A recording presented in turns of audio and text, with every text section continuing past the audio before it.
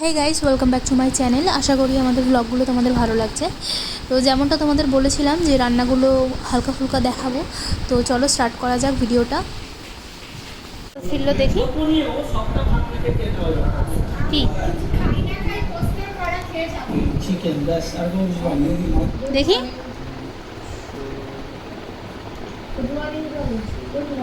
তা টাকাটা বার কর পুরো সকাল 7টার আগে দেখি না দাও আর পাবে না তুমি। বাড়ি থাকবো ওই রাত্রিবেলা পড়াশোনা করছিলাম, তারপর আবার সকালে থেকে পড়াশোনা করি কি এলাম এটা দিনে না তিন রকমের খেতে রাজি আছে। আচ্ছা কিন্তু তোর সব আইটেম চাই তাই তো?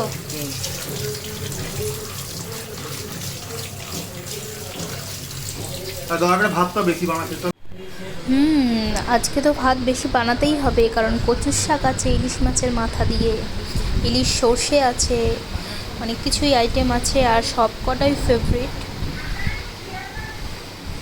একটা ওর ফেভারিট একটা আমার ফেভারিট।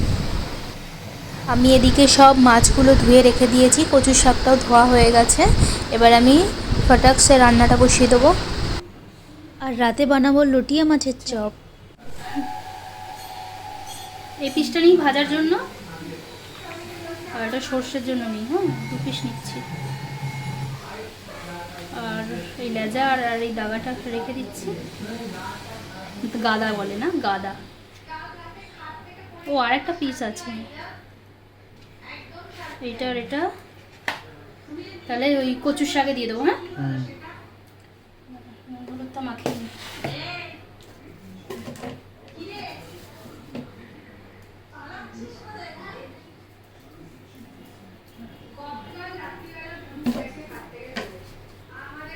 ভেবে চিন্তে নুন দিবি।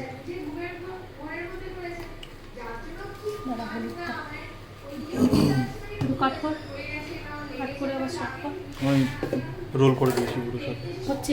হ্যাঁ তো ইলিশ হ্যাঁ ফ্রাইটা কিভাবে খাবি তাহলে? ফ্রাই তো তেলে পুরো।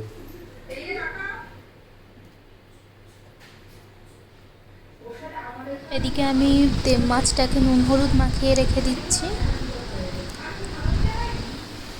ওপর থেকে কাঁচা সর্ষের তেল আমি ছড়িয়ে মাখিয়ে নিয়েছি, আর 10 মিনিটের জন্য রেখে দিয়েছিলাম। সর্ষের তেল দেওয়াটা ভিডিওটা হয়নি, ওটা অটোমেটিক ঘুরে তোমরা দিও, তাহলে যখন মাছটা ফ্রাই করবে তখন গায়ে লেগে যাবে না। এখানে আমি কিছুটা পোস্ত আর কিছুটা সাদা সর্ষে আর কিছুটা কালো সর্ষে একসাথে নিয়েছি। এবার এটাকে আমি পেস্ট করে নেব। আর 2টো কাঁচা লঙ্কা দিয়েছিলাম। আর এদিকে আমি তেলটা গরম করে নিচ্ছি, মাছটাকে হালকা করে ফ্রাই করব। ইলিশ ভাপা হবে, বাট ইলিশ ভাপাতে অনেকে আছে হালকা মাছটাকে ভেজেও নেয়, আবার অনেকে কাঁচাও দেয়। তো আমি দুটোই করি, আজকে হালকা ভেজে নিচ্ছি। বাস এতটুকুই। পর আমি তুলে নেব একটা টিফিন ক্যারিতে।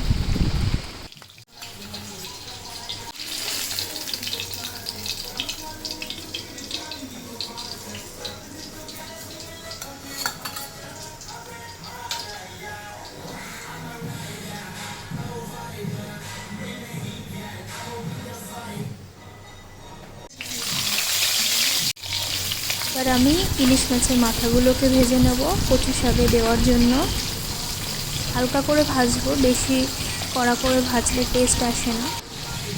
একটা পিস আবার ভাজা খাবে বলেছে।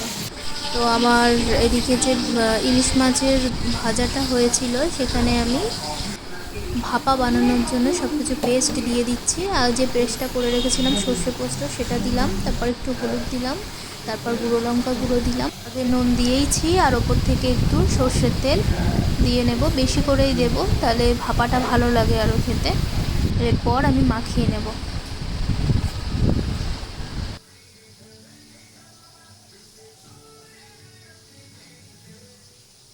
আর ওদিকে ও গান চালিয়ে এখন শুনছে আর অপেক্ষা করছে যে কখন এই খাবারগুলো হবে, আর পেট ভরে খাবো কবজি ডুবিয়ে।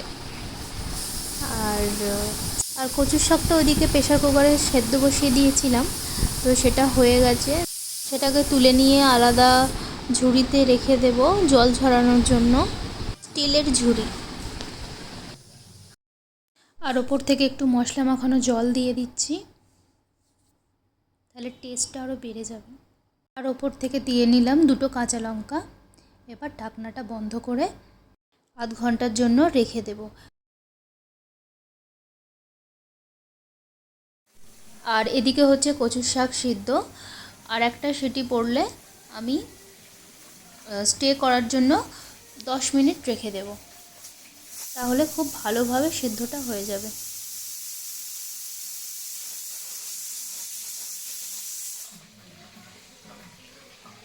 ভাপাটা বসানোর জন্য একটু জল গরম করে নিয়েছি হালকা, তারপর আমি একটা মোল্ড রেখে দিলাম যাতে এইদিক ওইদিক না সরে যায়। এরপর আমি এটা বসিয়ে নিচ্ছি, হালকা জল গরম করে এটা বসিয়েছি কারণ ওটা অনেকটা ফুটে গেলে আমার এটা বসাতে প্রবলেম হতো, হাতে ছাকাও লেগে যেতে পারতো, তো সেই জন্যই এখন বসিয়ে দিলাম আর একটা উপর থেকে চাপা দিয়ে নিচ্ছি। তো আমার এদিকে ভাপা রেডি হয়ে গেছে, আমি মিডিয়াম ফ্লেমে আধ ঘন্টা জলটাকে ফুটিয়েছিলাম।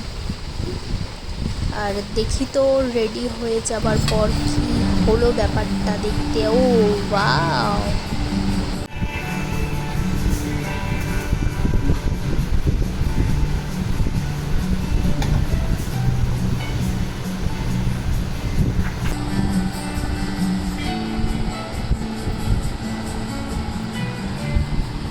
Please keep watching Salma the Chef. সকলে খুব ভালো থাকবেন, টাটা।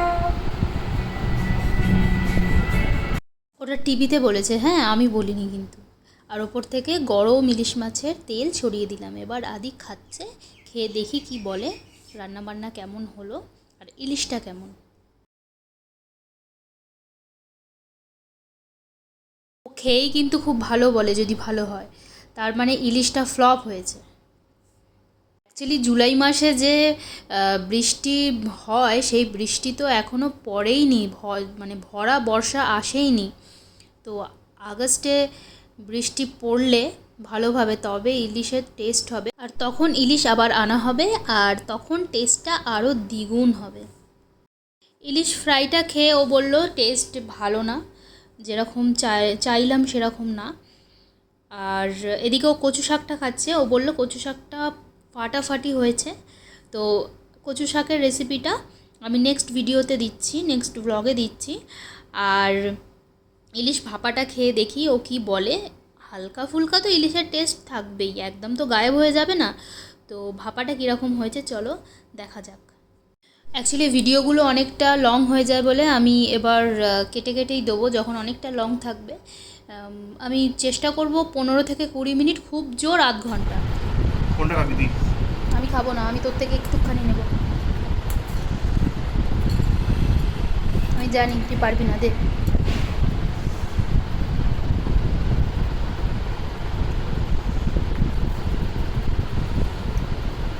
আমি ভাত খাইনি, আমি জাস্ট ওর থেকে একটুখানি ইলিশ, জাস্ট এই সিজনে খেতে হয় সব কিছুই আর কি, প্রত্যেক সিজনে যেগুলো আসে সব একটু একটু করে খায় লোকে, তাই জন্যই একটু টেস্ট করা, নাহলে আমার ইলিশ ভালো লাগে না।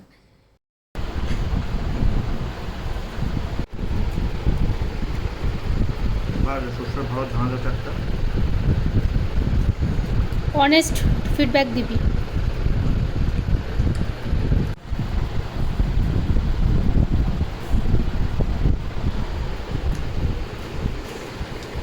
রান্না খুব ভালো, মাছটা মিডিয়াম।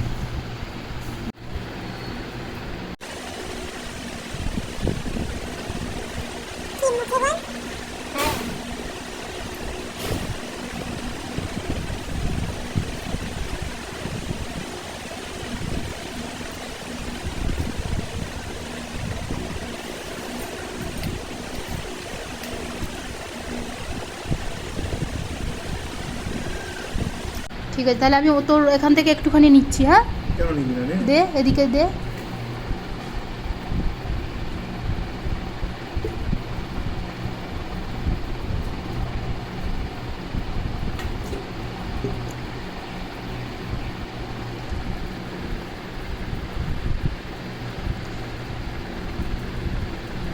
একটু নে।